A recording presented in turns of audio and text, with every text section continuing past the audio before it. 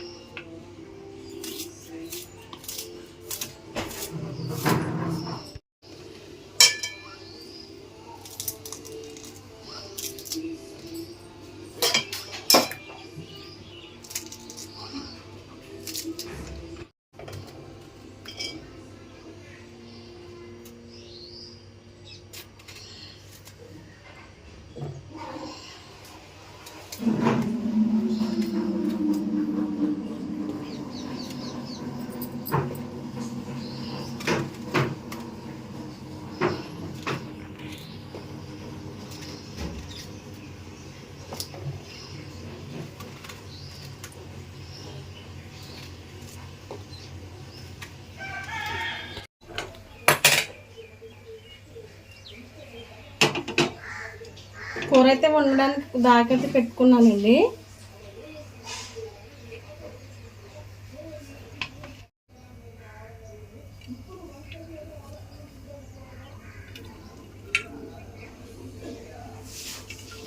కూరకు సరిపడా నూనె అయితే వేసుకున్నానండి. ఉల్లిపాయలు వేసుకుంటున్నాను.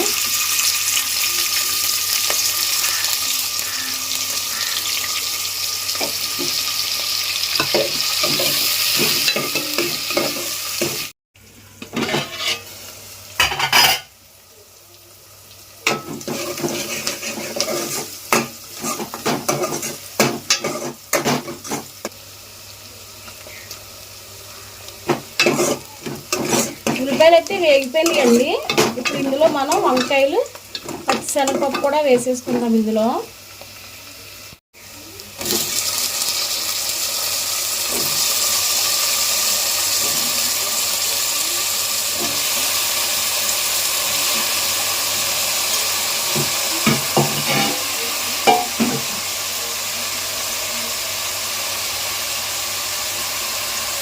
శనగపప్పు కూడా వేసేస్తున్నానండి.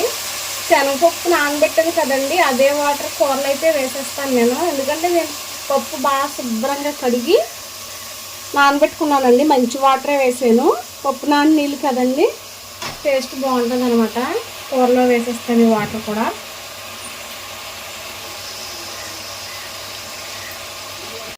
ఇందులోనే కూరకు సరిపడా సాల్ట్,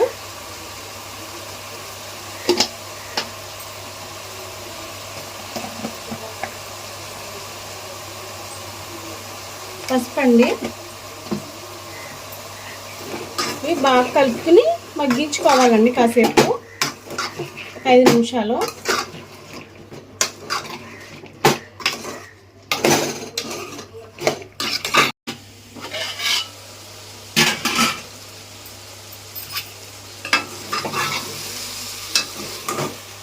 చక్కగా మగ్గుతున్నాయండి నూనెలో శనగపప్పు, వంకాయ. ఇప్పుడైతే దీంట్లో కారం అయితే వేసేసుకుంటారండి.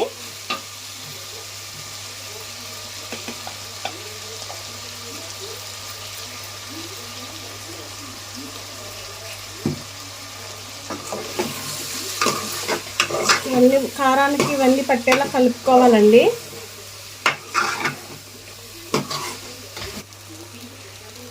ఇందులోనే మసాలా పొడి కూడా వేసేస్తున్నానండి ముందే.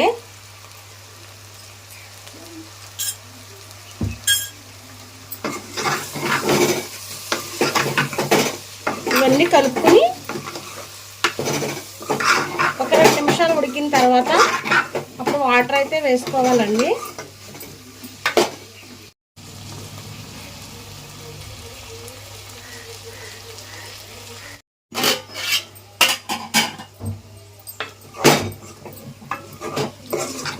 ఉప్పు, కారం, మసాలా చక్కగా మగ్గిపోయింది కదండి. ఇప్పుడు ఇందులో మనం వాటర్ అయితే వేసేసుకుందాం. పప్పు నానబెట్టి నీళ్ళు అయితే వేస్తున్నాను అన్నాను కదండి, అవే వేస్తున్నానండి ఇందులో.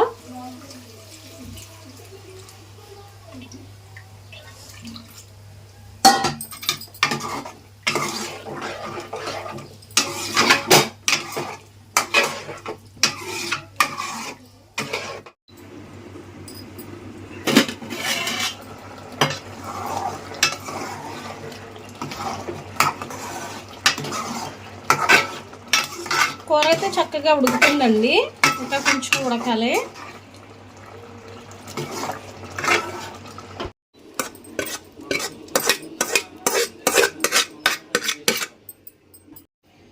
ఇంతేనండి, శనగపప్పు వంకాయ అయితే రెడీ అయిపోయిందండి. ఈ వీడియో మీకు నచ్చినట్లయితే లైక్ చేయండి, షేర్ చేయండి, సబ్స్క్రైబ్ చేయండి. Thank you for watching.